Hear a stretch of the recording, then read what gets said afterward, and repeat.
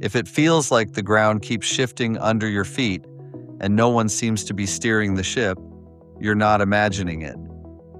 This isn't just stress or personal burnout. Something structural is happening, and understanding what kind of moment this actually is matters, because fear fills the gaps when meaning disappears. Hey, I'm really glad you're here. This isn't a video to hype you up or calm you down with empty reassurances. It's meant to help you slow your breathing just enough to see more clearly, to widen the lens beyond the daily headlines, to get your bearings historically, psychologically, and spiritually, so you can stay grounded in a moment that feels anything but grounded. If this helps, take a second to like, subscribe, and comment, because it tells the algorithm to show this to the people who need it. A lot of people right now are carrying the same quiet realization, even if they haven't found words for it yet.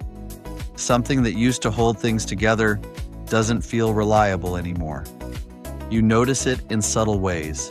Trust erodes faster than it used to. Conversations feel charged before they even begin. People talk past each other, not because they're careless, but because they're braced for impact. Institutions that once felt solid now feel distant, brittle, or openly hostile. Even the future, something people used to argue about optimistically, has become harder to imagine without a knot in the chest. What makes this moment especially destabilizing is that it isn't confined to one domain of life. It's not just political polarization or religious disillusionment or social fragmentation taken on its own. What we're living through is the strain of multiple foundational systems weakening at the same time. Across history, societies depend on a few large containers to carry shared life. One is moral or spiritual authority, the stories that tell us what matters, what's sacred, and why our actions mean something beyond survival. Another is social cohesion, the everyday trust that allows strangers to share space, disagree without annihilating one another, and assume some baseline of good faith. The third is political legitimacy, the belief that power is real, accountable, and oriented towards something larger than itself. When one of these weakens, societies usually find ways to compensate. When all three strain together, people don't respond with careful philosophical reflection. They respond with their bodies. Stephen Porges, in his work on the nervous system, explains how prolonged uncertainty shifts us out of curiosity and into vigilance. When safety feels compromised, our capacity for nuance narrows. We become faster, sharper, more reactive. We reach for clarity, certainty, and relief, even if what we reach for oversimplifies reality or hardens into something rigid. This isn't a character flaw, it's a survival response. But it does mean that periods like this are volatile. They carry real danger, and they also carry real possibility, because they expose what has been quietly failing for a long time. When you zoom out far enough, instability stops looking random and starts looking patterned. Again and again, when large structures lose legitimacy, the sequence unfolds in recognizable ways. Authority weakens first. People stop believing the old voices understand their lives or deserve their trust. Not all at once, but enough that the spell breaks. Then comes an information shock. New technologies or systems of communication allow ideas to spread faster than shared norms can regulate them. The printing press did this in early modern Europe. Today's algorithmic platforms do it at a scale and speed humanity has never encountered before. Economic pressure follows close behind. Money tightens. Expectations outpace reality. Status anxiety grows sharper. Elites fragment and compete with one another, while ordinary people feel the squeeze and sense, often correctly, that the system no longer plays fair. Out of this pressure, new moral languages emerge. People search for frameworks that can explain what's happening, who's responsible, and where meaning might still be found. Identity hardens, stories simplify, complexity becomes exhausting. And eventually, if a society doesn't implode entirely, there's a rebuilding phase. New institutions form, old ones adapt or fade. Norms shift to reflect the reality people are actually living in, not the reality leaders pretend still exists. Sociologist Theda Skocpol's work on revolutions shows that major transformations don't come from a single cause. They emerge when state strain, elite division, and widespread grievance overlap. More recently, historian Peter Turchin has described instability as a systems problem, where mass hardship, elite overproduction, and weakening state capacity reinforce one another. Different frameworks, same underlying dynamics. Seeing this pattern doesn't make the moment painless, but it does mean the chaos isn't meaningless, and it isn't unprecedented.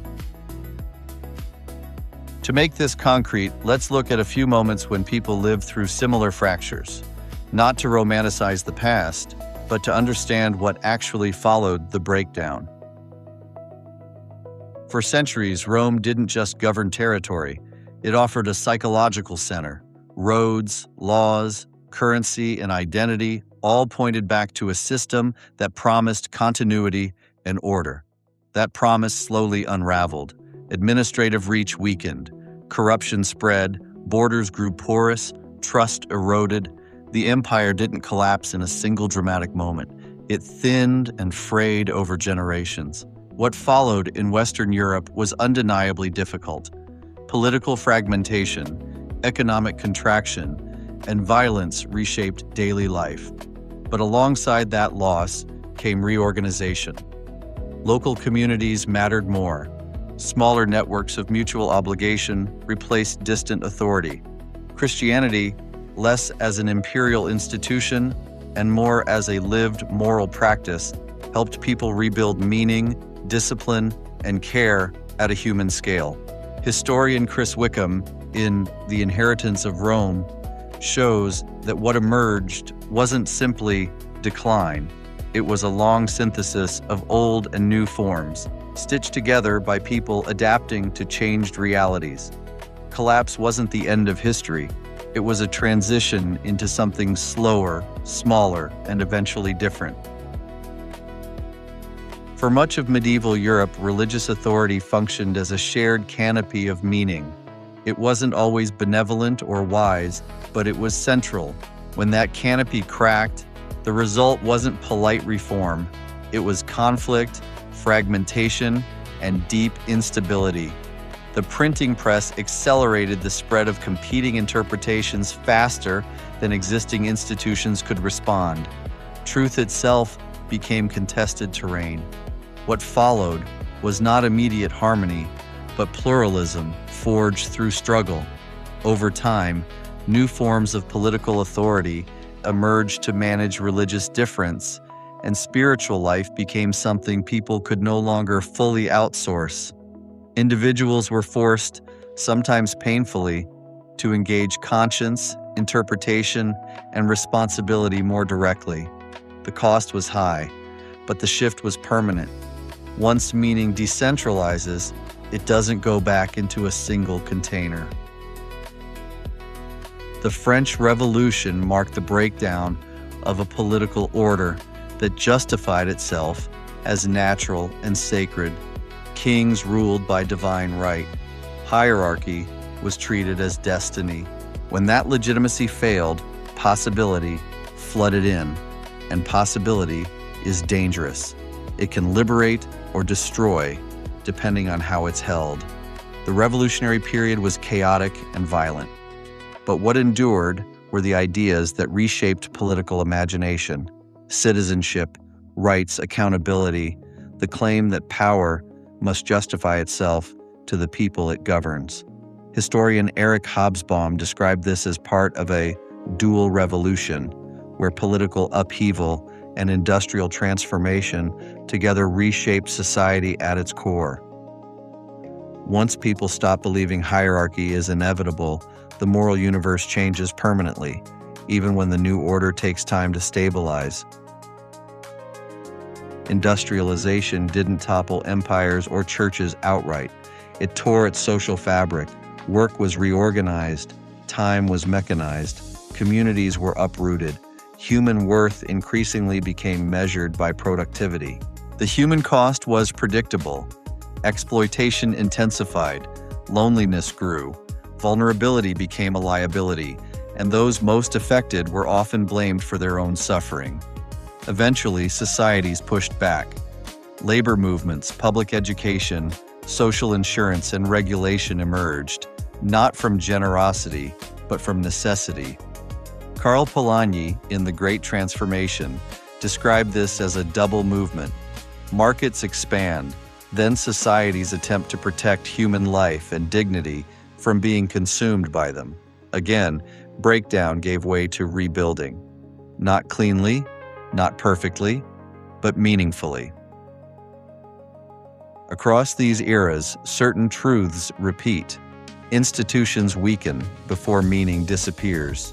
When a container cracks, the human need for purpose doesn't vanish. It searches for a truer vessel. Renewal begins outside official structures, in households, in art, in community, in people refusing to let themselves be reduced to data points or roles. Ordinary people become carriers of culture. History isn't only shaped by leaders and institutions, it's sustained by those who keep learning, caring, and imagining alive when systems falter. And every transition tests a society on the same central question: what happens to the least protected? When institutions are strong, compassion can remain symbolic. When they weaken, compassion becomes personal. It becomes a daily choice, not a slogan. So yes, this moment is demanding. Trust feels thin. Old authorities feel unreliable. The future feels unsettled in ways that are hard to articulate. But something else is happening beneath the noise. People are noticing contradictions they were trained to ignore, forms of suffering that were normalized, systems that function smoothly for some while quietly grinding others down, moral language that no longer matches lived reality. That recognition is painful, but it's also the beginning of cultural adulthood. Historically, renewal begins as longing, the refusal to fully numb out even when caring hurts. When people start paying attention again, carefully and imperfectly, the groundwork for a different world begins to form. This isn't about heroics, it's about attention, relationship, imagination, participation in life, rather than withdrawal from it. Because every transition eventually turns on the same quiet truth. The future isn't built only by those who hold power, it's built by those who refuse to surrender their humanity. If you feel unsettled, that doesn't mean something is wrong with you. It may mean you're awake to the reality of a changing world. And staying awake, without letting fear run the show, is one of the most meaningful contributions a person can make during a time like this. Until next time, love, peace, and release.